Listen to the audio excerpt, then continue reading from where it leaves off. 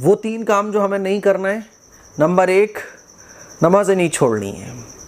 تعزیے بنانے والے حضرات، ان سے میں گزارش کر رہا ہوں، ہوتا کیا ہے کہ رات بھر جو ہے نا وہ تعزیے پہ بیٹھے رہتے ہیں، تعزیے بنا کے اس کے سامنے جو ہے وہ کرسی ڈالے، تخت ڈالے، رات بھر جو ہے لوگ بیٹھے رہتے ہیں لیکن نماز پڑھنے نہیں جاتے۔ آج بھی جب میں عشاء کی نماز پڑھ کے نکلا تو ایک لڑکا تخت پہ بیٹھا ہوا تعزیے بنا رہا تھا، وہ تعزیے بنا رہا تھا۔ ٹھیک ہے، تم تعزیے بناؤ، سبیلے لگاؤ، کچھ بھی کر رہے ہو، نماز تو سب کی برابر ہے نا۔ اس چیز میں تو اختلاف ہو سکتا ہے کہ تعزیے بنانا ناجائز، جائز، غلط، صحیح، یہ سارے اختلافات کی چیزیں ہیں، لیکن نماز تو سارے مسلمانوں کے لیے برابر ہے نا۔ نماز تو بہت ضروری ہے، نماز تو نبی کے آنکھوں کی ٹھنڈک ہے۔ حدیث شریف میں آتا ہے کہ سب سے پہلے آخرت میں نماز کا حساب ہوگا۔ اگر نماز صحیح نکلے گی تو سارے اعمال ٹھیک نکلیں گے، اور اگر نماز خراب نکل گئی تو سارے اعمال پینڈنگ میں چلے جائیں گے۔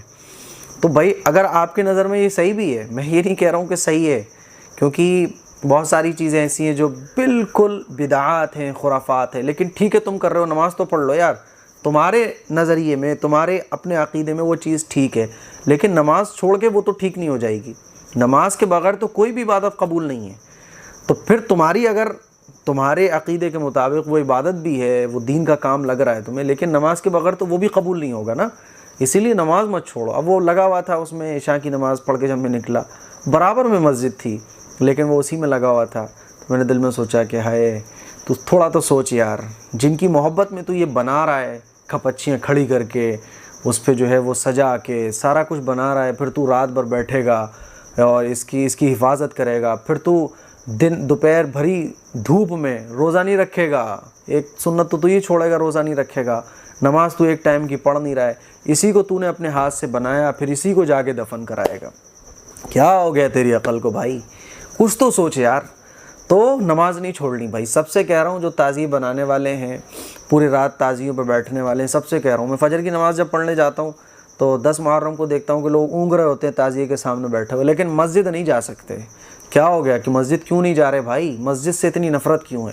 حالانکہ کربلا کے واقعے سے جو سب سے زیادہ اہم سبق ہمیں ملتا ہے وہ یہی ملتا ہے۔ لوگ پوچھتے ہیں نا کہ کربلا کے واقعے سے کیا سبق ملتا ہے؟ کربلا کے واقعے سے مردوں کے لیے سجدے کا اور عورتوں کے لیے پردے کا سبق ملتا ہے۔ اس کو دیکھو، آپ اس پہ غور کرو تھوڑا سا۔ تو نمبر 1 نمازیں نہیں چھوڑنی ہیں۔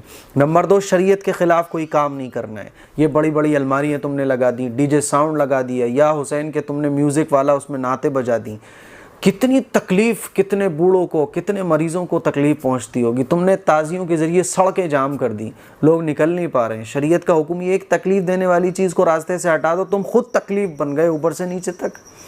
سڑکیں تم نے جام کر دی، گاڑی نہیں نکل پا رہی ہیں، یہ اسلامی تعلیمات ہیں۔ تو کوئی بھی کام جو شریعت کے خلاف ہو وہ 10 محرم کو نہیں کرنا ہے، کیونکہ 10 محرم بلکہ محرم کا مہینہ یہ قابل احترام مہینہ ہے، اور محرم کے مہینے میں بھی 10 محرم کو جو دن ہے نا وہ بہت زیادہ برکت والا ہے، فضیلت والا ہے۔ اب اسی دن میں ہم نے شریعت کے خلاف کام کرنا شروع کر دیے، تو میوزک، ساؤنڈ، شریعت کے خلاف جتنے بھی کام ہیں وہ نہیں کرنا ہے۔ رزق آپ بانٹ رہے ہو، ٹھیک ہے، آپ بانٹ رہے ہو، لنگر چلا رہے ہو، لیکن لٹاؤ مت۔ آپ شربت پلا رہے ہو، ٹھیک ہے، لیکن اسے برباد تو مت کرو۔ اتنا رزق 10 محرم کو برباد ہوتا ہے، سڑکوں پہ دونے پڑے ہوئے، پتے دونے بھرے ہوئے حلووں کے اور کسی اور چیز کے، کھانوں کی چیزوں کے پڑے ہوئے ملتے ہیں، غریب کے منہ تک وہ پہنچ نہیں پاتا ہے۔ میرے عزیز بھائیوں، تھوڑا تو سوچو یار، تم اللہ کو راضی کرنا چاہتے ہو نا، کیا یہ راستہ اللہ کو راضی کرنے والا ہے؟ تو نمبر 2 اللہ کو ناراض کرنے والے، اللہ اور اللہ کے رسول کی تعلیمات کے خلاف کوئی بھی کام نہیں کرنا ہے، کوئی بھی کام نہیں کرنا ہے۔ نمبر 3 اپنی بہن بیٹیوں کو روکنا ہے کہ دیکھو راتوں میں اور دن میں یہ تعزیے دیکھنے مت جاؤ۔ بے پردہ خواتین، ہماری بہنیں، ہماری بیٹیاں بے پردہ فیشنیبل ڈریس پہن کے، لیپا پوتی چہرے پہ کر کے جو تعزیے دیکھنے کے لیے نکلتی ہیں، پھر ان کے پیچھے جو لڑکے چلتے ہیں، کیونکہ ظاہر ہے بھائی سب کو پتہ ہوتا ہے کہ یہ لڑکی جائے گی جس کو دیکھنا ہے، پھر جو چکر بازیاں، کاٹے بازیاں چلتی ہیں، آپ لوگوں کو سب پتہ ہے، میں اپنی اس کو زبان سے ادا نہیں کرنا چاہتا۔ لڑکیاں، خواتین، عورتیں، جوان لڑکیاں، اچھا عجیب بات یہ کہ جو عورتیں، شادی شدہ عورتیں، وہ تو برقعے میں ہوتی ہیں، جن کی طرف کوئی مسئلہ ہی نہیں ہے، اور جو جوان بچیاں وہ بے پردہ ہوتی ہیں، جن کی طرف نوجوان اٹریکٹ ہو، جس کو ڈھکا ہونا چاہیے وہ تو بے ڈھکی ہے، اور جس کو ڈھکا اس کو بھی ڈھکا ہونا چاہیے، لیکن اس کے ڈھکے نہ ڈھکے ہونے سے کوئی فرق نہیں پڑ رہا، اس کو کوئی فرق نہیں، وہ ڈھکی ہوئی ہے۔ اور جس کو ڈھکا ہونا چاہیے، جو جوان ہے ابھی، وہ بے پردہ چل رہی ہے۔ پھر جو ہے وہ لڑکیاں نکلتی ہیں راتوں میں باقاعدہ تعزیے دیکھنے کے لیے، ہماری بہن بیٹیاں جاتی ہیں۔ خدا کے لیے تھوڑا سا تو یار خوف کھاؤ، تھوڑا سا تو سوچو، آخر ہم کیا کر رہے ہیں؟ کیا دیکھنے جا رہی ہیں؟ تعزیے دیکھنے جا رہی ہیں؟ کیا یہ عبادت کا کام ہے؟ بے پردہ خواتین کا نکلنا، پھر سج دھج کے عورتوں کا نکلنا، کیا یہ اسلامی تعلیمات ہیں؟ پھر تعزیوں کے نیچے سے وہ جو براق بنی ہوتی ہیں، گھوڑے اور اللہ جانے کیا کیا ٹائپ کے وہ تعزیے بنائے جاتے ہیں، اس کے نیچے اپنے بچوں کو نکالتے ہیں جا کے، تاکہ اس سے مراد پوری ہو جائے گی، بچہ صحت مند ہو جائے گا، بیماری دور ہو جائے گی۔ یہ تمام خرافات سے خدا کے لیے ہم اپنے آپ کو بچائیں۔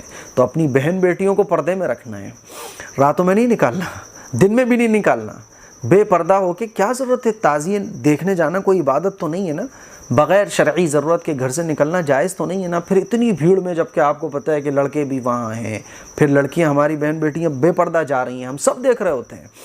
اس سے بھی ہمیں اپنی بچیوں کو بچانا ہے۔ تو یہ 3 کام کرنا ہے، اور یہ 3 کام نہیں کرنا ہے۔ اللہ کرے میری یہ بات آپ لوگوں کے دل میں اتر جائے، آپ کو